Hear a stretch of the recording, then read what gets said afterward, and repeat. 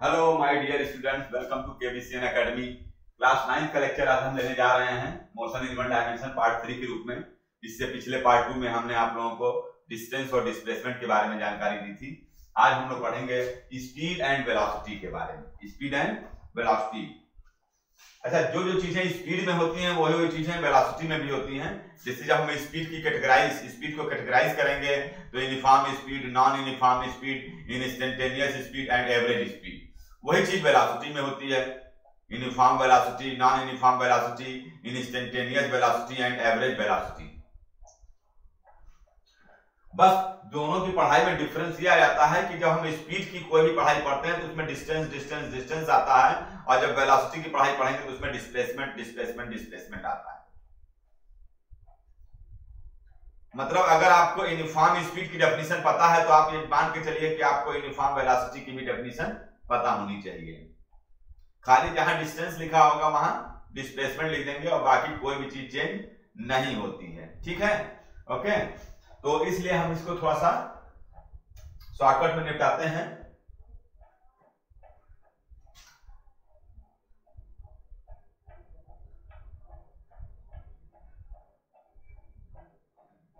इधर स्पीड दिखाएंगे और इधर हम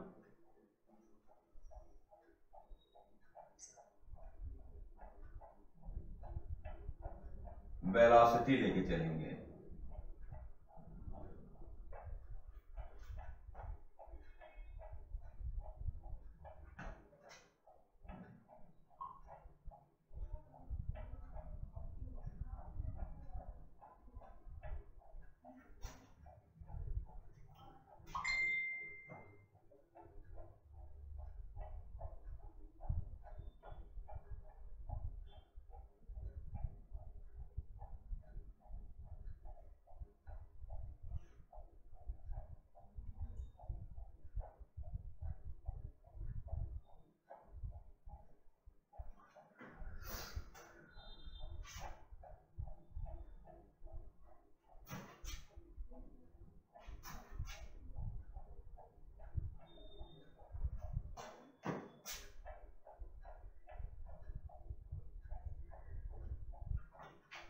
स्पीड एंड वेलोसिटी। स्पीड का मतलब क्या होगा? सबसे पहले नंबर 1 पॉइंट पे हम लोग स्पीड की डेफिनेशन जानने की कोशिश करेंगे कि स्पीड की डेफिनेशन क्या होती है, और यहां पर हम नंबर 1 में वेलोसिटी की डेफिनेशन जानने की कोशिश करेंगे। वेलोसिटी, यहां की डेफिनेशन लिखेंगे the rate of change of distance of a moving body, the rate of change of distance of a moving body with respect to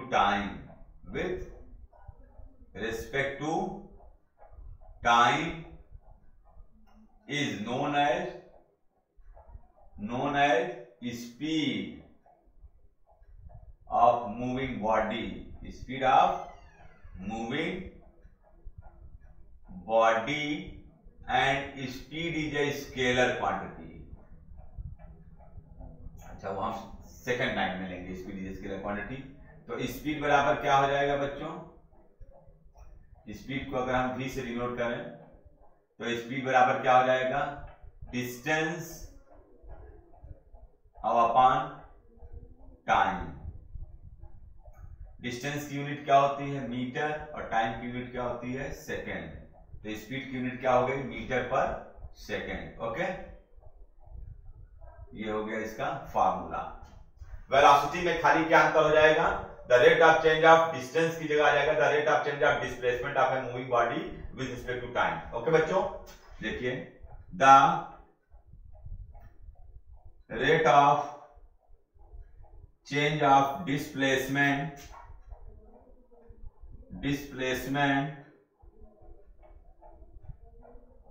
of a moving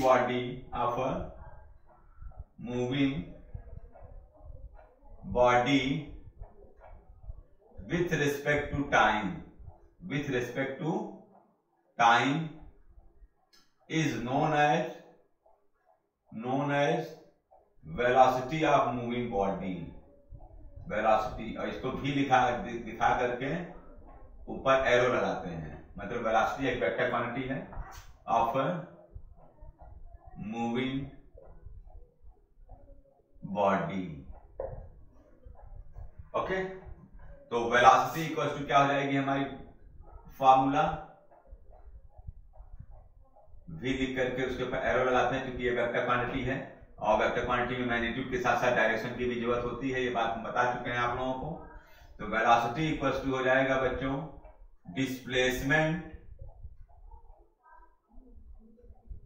upon time. तो displacement को अगर हम d से दिखाएं या s से दिखाएं या d से ही दिखाएं तो उसके ऊपर भी वेक्टर लगेगा क्योंकि डिस्प्लेसमेंट भी एक वेक्टर क्वांटिटी है, और टाइम को हम t से दिखाते हैं जनरली, किससे, t से। तो यूनिट क्या हो जाएगी, डिस्प्लेसमेंट की यूनिट मीटर और टाइम की unit second.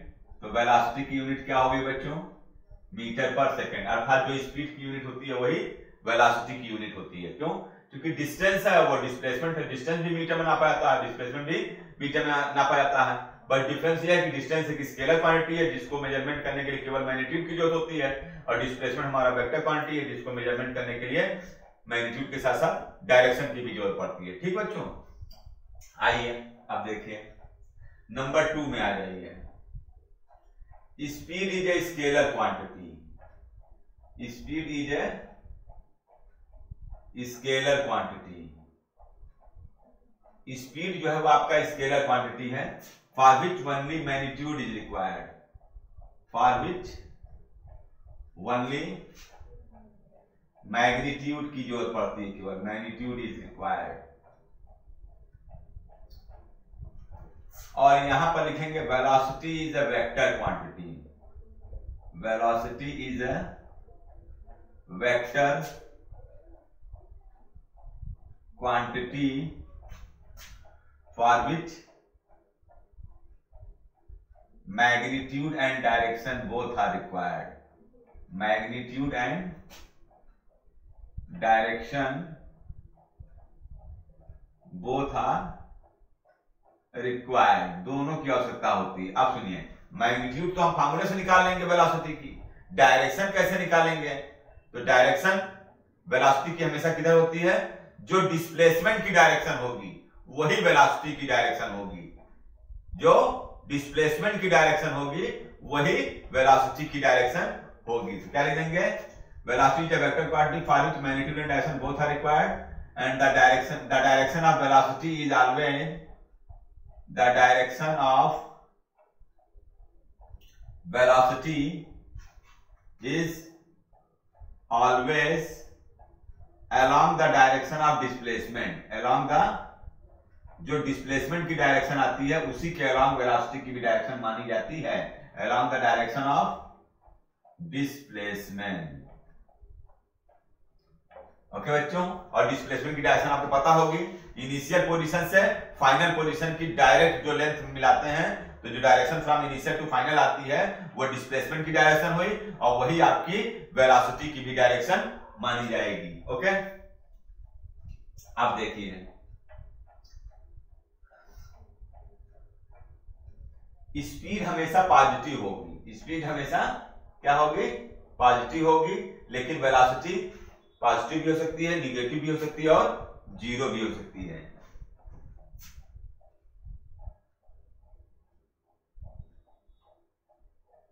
Speed is always positive, क्या होती है, पॉजिटिव होती है, लेकिन आपकी जो वेलोसिटी है में भी, वेलोसिटी में भी पॉजिटिव भी हो सकती है, नेगेटिव भी हो सकती है, एंड जीरो भी हो सकती है, क्योंकि डिस्प्लेसमेंट जीरो हो जाएगा तो वेलोसिटी भी जीरो हो जाएगी। ओके, ये हो गया। अब हमको ये जानना है कि स्पीड के कई टाइप्स होते हैं, uniform speed, non uniform speed, instantaneous speed and average speed. समझिएगा, तो जो चीजें स्पीड के साथ होती हैं वो चीजें वेलोसिटी के साथ भी होंगी। बस जहां जहां स्पीड लिखा होगा वहां वहां वेलोसिटी लिखते जाएंगे। तो स्पीड में अगर हम नंबर 4 पे अगर आकर के क्या पढ़ते हैं, यूनिफॉर्म स्पीड, क्या पढ़ते हैं मान लीजिए, यूनिफॉर्म स्पीड। यहां पे नंबर 4 में आके मान लीजिए क्या पढ़ते हैं हम, यूनिफॉर्म वेलोसिटी, यूनिफॉर्म वेलोसिटी। तो इतना ही बस अंतर है दोनों में कि इसमें डिस्टेंस के रेस्पेक्ट में बात की जाती है और इसमें डिस्प्लेसमेंट के रेस्पेक्ट में बात की जाती है। और वेलोसिटी के पीछे यूनिफॉर्म लगा है या स्पीड के पीछे यूनिफॉर्म लगा है, वो ये बताना चाहता है कि ये एक ऐसी स्पीड है या एक ऐसी वेलोसिटी है जो इक्वल टाइम इंटरवल में इक्वल डिस्टेंस और इसके लिए कहा जाएगा इक्वल डिस्प्लेसमेंट कवर करती होगी मूव कर रही बॉडी। तो क्या लिखेंगे यूनिफॉर्म स्पीड में, if a body covers equal distances in equal interval of time, in equal interval of time, then body is said to be, then body is said to be uniform speed. Body is said to be uniform speed. Body uniform speed में कही जाएगी, said to be in uniform speed। और इसकी definition में क्या लिख देंगे, if a body covers equal displacement in equal interval of time, if body covers, केवल डिस्टेंस की जगह डिस्प्लेसमेंट हो जाता है बच्चों, ये body covers equal displacement in equal interval of time, in equal interval of time, then body is said to be in uniform velocity, in uniform velocity में कही जाती है uniform velocity। अब आता है नॉन यूनिफॉर्म स्पीड। क्या आता है नंबर 5 में, मान लीजिए non uniform speed.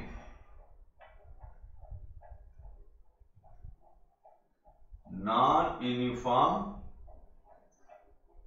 Speed, non uniform speed कहने का मतलब यह हो गया कि अलग अलग डिस्टेंस, जो डिस्टेंस कवर करेगी वो अलग अलग होगी सेम टाइम इंटरवल में। मतलब अगर मूव कर रही बॉडी अनइक्वल डिस्टेंस कवर करती है इन इक्वल इंटरवल ऑफ टाइम तो वो नॉन यूनिफॉर्म स्पीड कहलाती है। If body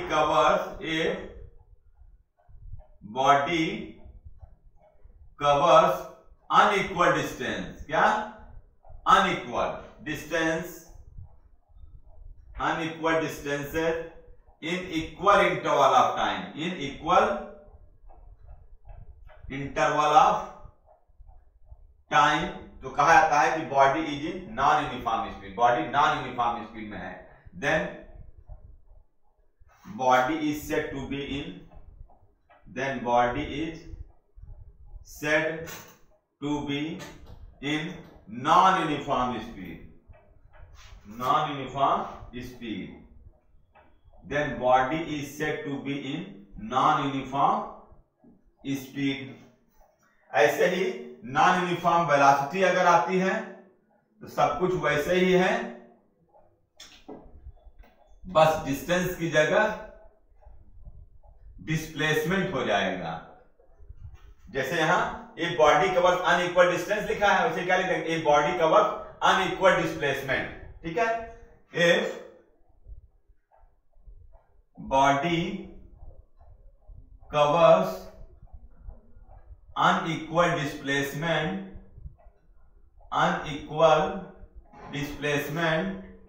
in equal time interval, in equal time interval, then body is said to be in non-uniform velocity. Non-uniform velocity. Clear? अब इसके बाद आता है आपका इंस्टेंटेनियस स्पीड. उसके बारे में मैं ओरली बता दे रहा हूं, उसको मेंशन नहीं करूंगा यहां, क्योंकि अभी आप लोगों को इंस्टेंटेनियस स्पीड से बहुत ज्यादा मतलब है नहीं. ठीक है ना? तो इंस्टेंटेनियस स्पीड या इंस्टेंटेनियस वेलोसिटी का मतलब हो गया कि किसी एक पर्टिकुलर इंस्टेंट पर या किसी एक पर्टिकुलर टाइम पर मूव कर रही बॉडी की जो स्पीड होगी या जो वेलोसिटी होगी उसे हम इंस्टेंटेनियस स्पीड या इंस्टेंटेनियस वेलोसिटी कहेंगे. The speed of a moving body at any instant is known as instantaneous speed, and the velocity of a moving body at any instant is known as instantaneous velocity. इसको हम यहां describe क्यों नहीं कर रहे हैं, उसके पीछे रीजन है. क्योंकि उसको डिस्क्राइब करने के लिए हमको लिमिट में जाना पड़ जाता है और हम इतनी सारी जानकारी क्लास 9 स्टैंडर्ड पर नहीं दे सकते हैं. तो अगर आपको ज्यादा जानकारी लेनी है तो यही lecture motion in one dimension की जगह लिखा है motion in straight line in class 11 में चले जाएंगे, तो वहां पर आपको इसकी फुल नॉलेज मिल जाएगी. जिसको चाहिए वो वहां जाके देख ले. ठीक है बच्चों? अब हमारा आ जाता है एवरेज स्पीड.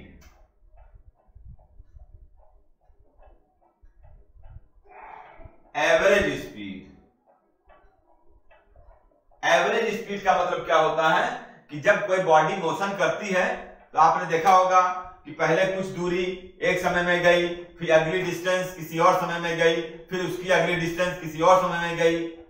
समझ रहे हैं?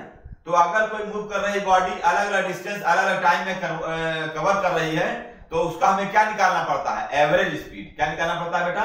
Average speed. तो एवरेज स्पीड की डेफिनेशन ये कही जाती है, it is the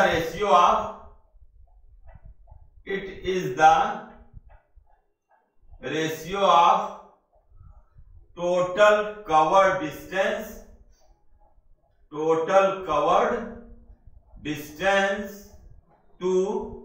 total time interval of a moving body. It is the ratio of total covered distance to total time interval. ठीक है? ओके? उसी को हम क्या कहते हैं? Average speed. मतलब चित्र के हिसाब से देखिए, मान लीजिए एक बॉडी ओ पॉइंट से चलना शुरू करती है और ओ से ए पोजीशन तक S1 डिस्टेंस कवर करती है इन T1 टाइम में. S1 डिस्टेंस कवर करती है या D1 डिस्टेंस मान लीजिए, D1 डिस्टेंस कवर करती है इन टाइम T1. फिर A से B तक वो D2 डिस्टेंस कवर करती है इन टाइम इंटरवल बेटा T2. फिर B से C तक वो D3 डिस्टेंस कवर करती है इन टाइम इंटरवल T3. तो उसकी एवरेज स्पीड क्या हो जाएगी? Average speed according to definition, average speed is equal to, लिखा था it is the ratio of total cover distance to total time interval. तो टोटल कवर डिस्टेंस कितना दिख रहा है आपको? D1 plus D2 plus D3. क्या लिखेंगे? D1 plus D2 plus D3 और अपॉन रेशियो है ना, तो अपॉन 2 किससे? Total time interval. तो टोटल टाइम इंटरवल कितना है? T1 plus T2 plus T3.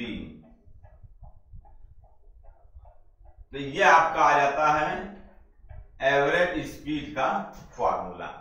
Okay? अब ऐसे ही अगर आपको एवरेज वेलोसिटी के बारे में जानकारी लेनी है तो एवरेज वेलोसिटी का मतलब ये मान लीजिए कि जो टोटल डिस्प्लेसमेंट होगा और उस डिस्प्लेसमेंट को करने में जो टोटल टाइम इंटरवल होगा उसको हम एवरेज वेलोसिटी कह देंगे. तो हम यहां डायरेक्ट लिख दे रहे हैं टोटल डिस्प्लेसमेंट और upon total time interval. Total time interval, उस डिस्प्लेसमेंट को करने में कितना टाइम लगा उसके रेशियो को हम लोग एवरेज वेलोसिटी कह देंगे। इस प्रकार से मैंने आपको इस लेक्चर में स्पीड और वेलोसिटी से रिलेटेड जितनी भी बेसिक रिक्वायरमेंट होती है वो हमने आपको बता दिया। ओके बच्चों, अब हम लोग आगे बढ़ते हैं और पढ़ते हैं एक्सीलरेशन। क्या पढ़ते हैं? एक्सीलरेशन।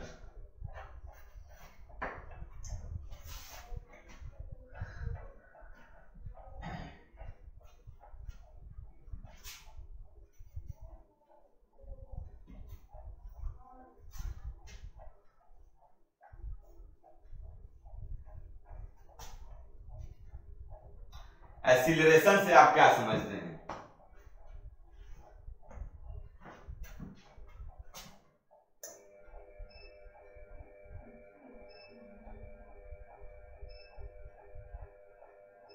एक्सीलरेशन, अगर कोई बॉडी मोशन कर रही है और मोशन करने के दौरान वो अपनी वेलोसिटी में लगातार परिवर्तन कर रही है या अपने मोशन के दौरान स्पीड में भी परिवर्तन कर रही है, तो उसके वेलोसिटी में जो परिवर्तन हो रहा है विथ रिस्पेक्ट टू टाइम, उसी को हम क्या कहेंगे बच्चों? एक्सीलरेशन कहेंगे। तो क्या लिखा रहेगा डेफिनेशन में? The rate of change of velocity, the rate of change of velocity, the rate of change of velocity of a moving body, of a moving body with respect to time is known as acceleration of moving body, acceleration of moving body. चूंकि acceleration जो है वो change of velocity पर depend करती है, तो इसका मतलब एक्सीलरेशन भी आपका एक वेक्टर क्वांटिटी है। It is a vector quantity, it is a vector quantity. और किससे डिनोट किया जाता है एक्सीलरेशन को? डिनोटेड बाय ए लिख करके उसके ऊपर एरो बना देते हैं। और इसकी डायरेक्शन किधर होगी? And the direction of velocity and the, क्योंकि वेक्टर क्वांटिटी है तो इसकी अपनी एक डायरेक्शन होगी, and the direction of acceleration, and the direction of acceleration is always along the direction of change in velocity, along the direction of change in velocity. जो change in velocity की direction होगी वही हमारी move कर रही body की acceleration की direction होगी। And the direction of acceleration is always along the direction of change in velocity. अब हम बहुत ज्यादा आपको चेंज इन वेलोसिटी तक भी नहीं पहुंचा पाएंगे, क्योंकि वो भी वेक्टर क्वांटिटी है और उसकी पूरी अपनी एक अलग स्टडी होती है। तो अभी आप ये समझ लीजिए कि कोई पूछे कि एक्सीलरेशन की डायरेक्शन किधर होती है, तो along the direction of change in velocity की जो डायरेक्शन होगी वही हमारी एक्सीलरेशन की डायरेक्शन होगी। तो एक्सीलरेशन बराबर क्या हो गया हमारा? देखिए, इसलिए एक्सीलरेशन बराबर ए इक्वल्स टू क्या हो गया? Change in velocity, change in velocity upon time interval, upon क्या हो गया? Time interval. आप सुनिए, वेलोसिटी की यूनिट क्या होती है बच्चों? मीटर पर सेकेंड। क्या होती है? मीटर पर सेकेंड। और टाइम इंटरवल की यूनिट क्या होती है? तो यहां अपॉन लगा है तो अपॉन क्या लिखोगे? सेकेंड। ये साल होकर के क्या आ जाएगी? मीटर पर सेकेंड स्क्वायर, क्योंकि मेन अपान बेटा ये है, तो इसके नीचे अपान 1 लिख करके जब इसको इंटू में पलटोगे तो 1 अपान सेकंड हो जाएगा, तो क्या बन जाएगा? मीटर पर सेकंड स्क्वायर। तो ये हो गया आपका एक्सीलरेशन। क्या हो गया ये? एक्सीलरेशन। कहने का मतलब यह हुआ कि अगर हम ये कहें कि एक बॉडी जो मूव कर रही है, अब यहां पर एग्जाम्पल के थ्रू समझिए, मान लीजिए ये t बराबर t1 टाइम है और t1 टाइम पर मूव कर रही बॉडी की जो वेलोसिटी है वो मान लीजिए u है। क्या है? u है। और ऐसे मूव करते करते गई आगे तक और जब वो a पोजीशन पे, o से कहां पहुंची? a पोजीशन पर, तब उसकी वेलोसिटी शो हो रही है v। u मीटर पर सेकंड से v मीटर पर सेकंड हो गई। किस टाइम पर? t बराबर t2 टाइम पर। तो यहां से यहां तक जाने में मूव कर रही बॉडी का एक्सीलरेशन क्या आ जाएगा? अकॉर्डिंग टू डेफिनेशन क्या लिखेंगे एक्सीलरेशन की फार्मूला? तो चेंज इन वेलोसिटी है ना, तो चेंज इन वेलोसिटी का मतलब क्या हुआ? Final velocity minus initial velocity. तो फाइनल वेलोसिटी क्या है? v और माइनस इनिशियल वेलोसिटी क्या है? u और अपॉन टाइम इंटरवल।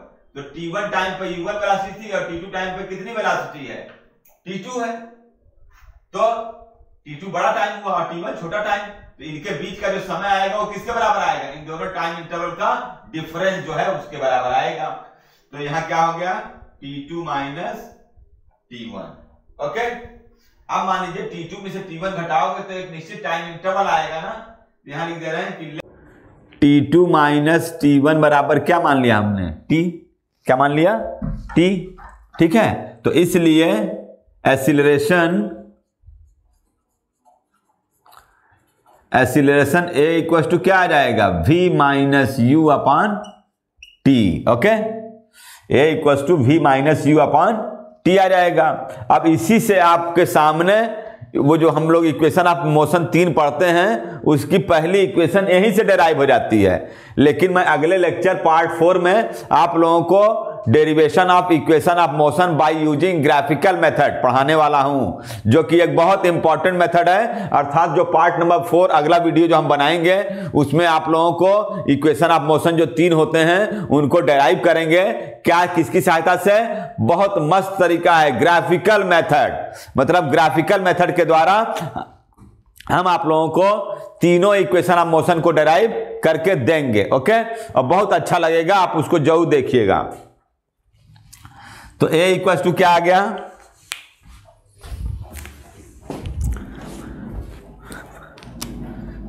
तो a इक्वल टू क्या आ गया बच्चों? v minus u upon t. यहां अपॉन 1 मान लें तो क्रॉस मल्टीप्लाई करेंगे तो 1 into v minus u equal to AT आ गया। तो v बराबर क्या आ जाएगा? u plus AT। ये आपका फर्स्ट इक्वेशन ऑफ मोशन है जिसमें जो v है वो हमारा क्या है? फाइनल वेलोसिटी है। u क्या है आपका? इनिशियल वेलोसिटी है। a आपका क्या है? एक्सीलरेशन है। और t आपका क्या है? एनी टाइम है। अर्थात यह ऐसी इक्वेशन है जिसकी सहायता से मूव कर रही बॉडी की आप फाइनल वेलोसिटी निकाल सकते हैं, एक्सीलरेशन निकाल सकते हैं, कितने टाइम में u वेलोसिटी से v वेलोसिटी हुआ वो टाइम भी निकाल सकते हैं। अर्थात ये आपका एक बहुत इंपॉर्टेंट फार्मूला है इक्वेशन ऑफ मोशन का। ये तब के लिए फार्मूला होता है जब कोई कार अपने एक एक्सीलेटर की सहायता से आगे बढ़ती है या बाइक ऑन स्ट्रेट लाइन। और जब यही पढ़ाई हम ऊपर से नीचे कोई बॉडी गिराई जाती है या नीचे से ऊपर फेंकी जाती है उस केस में पढ़ेंगे, तब यहां ए की जगह क्या आ जाएगा? जी आ जाएगा। क्या आ जाएगा? जी आ जाएगा। ये मैं अभी से बताते हुए चल रहा हूं कि जब कोई बॉडी मोशन करती है under acceleration due to gravity या against acceleration due to gravity. देखिए कैसे है, यहां पर देखिएगा, नोट में लिख रहे हैं बात। और एक चीज और, बॉडी अगर अपनी वेलोसिटी को बढ़ा रही है तो बॉडी अपनी वेलोसिटी को क्या कर सकती है? घटा भी सकती है। तो बढ़ाने की प्रक्रिया को एक्सीलरेशन कहते हैं, तो घटाने की प्रक्रिया को क्या कहेंगे? रिटार्डेशन। इसलिए इस फार्मूले में v बराबर u प्लस AT की बजाय v बराबर u माइनस AT भी आता है। अर्थात अगर मूव कर रही बॉडी अपनी वेलोसिटी को डिक्रीज कर रही है तो उसे रिटार्डेशन कहेंगे। एक्सीलरेशन के बजाय क्या कहेंगे? रिटार्डेशन। ओके, आइए नोट में देखिए, when any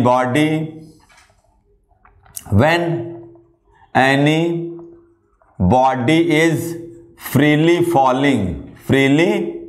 falling under gravity, under gravity. तो ये जो ग्रेविटी है हमारी, ये भी एक एसिलेशन पैदा करती है जिसे एसिलेशन ड्यू टू ग्रेविटी कहते हैं, फॉलिंग अंडर ग्रेविटी। देन तो यही इक्वेशन क्या बन जाएगी, v फाइनल वेलोसिटी है, u इनिशियल और प्लस a की जगह g आ जाता है, और जहां g की वैल्यू जनरली हम लोग क्या लेते हैं 9.8 मीटर पर सेकंड स्क्वायर या कभी कभी 10 मीटर पर सेकंड स्क्वायर लेते हैं। वैसे तो नॉर्मली हम लोग जो अपनी मर्जी से लेंगे तो 9.8 ही लेंगे, और अगर क्वेश्चन में मेंशन कर दिया गया 10 तो हम जी की जगह 10 लिख लेंगे। तो ये तब के लिए है जब कोई बॉडी, सुनिएगा, जब कोई बॉडी किसी हाइट से फ्रीली गिराई जाती है, मतलब जब बॉडी ऊपर से नीचे आ रही होती है, समझ रहे हैं। जब कोई बॉडी ऊपर से नीचे, मान लीजिए ऊपर की इनिशियल वेलोसिटी यहाँ u है और यहाँ टकराते समय इसकी वेलोसिटी क्या है v है, और यहाँ से यहाँ तक के आने का समय क्या लिया इसने t लिया, और किसके एसिलेशन के अंतर्गत आ रही है, g के अंतर्गत। किसके अंतर्गत, acceleration due to gravity g, तो v बराबर u प्लस gt हो जाएगा। और अगर वो अगेंस्ट जा रही है नीचे से ऊपर, मतलब दूसरा केस है कि when body is moving against gravity, moving against gravity, against gravity की अगर अगेंस्ट जा रही है, ग्रेविटी के अगेंस्ट का मतलब मान लीजिए एक बॉडी को आपने ग्राउंड से ऊपर की ओर फेंक दिया, तो इसको कोई ना कोई इनिशियल वेलोसिटी दोगे, जब ये ऊपर जाएगी तो एसिलेशन तो नीचे लगता है ना, तो जब ऊपर की ओर एसिलेशन लोगे तो माइनस जी लोगे, क्या लोगे, माइनस जी, ठीक है। तब इसी, और यहाँ से होते हुए मान लीजिए कि यहाँ तक आई, और यहाँ पर इसकी वेलोसिटी सपोज दैट इसमें v है, और कितने समय में आई है, मान लीजिए t समय में, तो यही फार्मूला यही रहेगा, लेकिन g की जगह माइनस जी हो जाएगा, अर्थात ग्रेविटी, देन फार्मूला क्या हो जाएगा, v बराबर u minus G T, okay.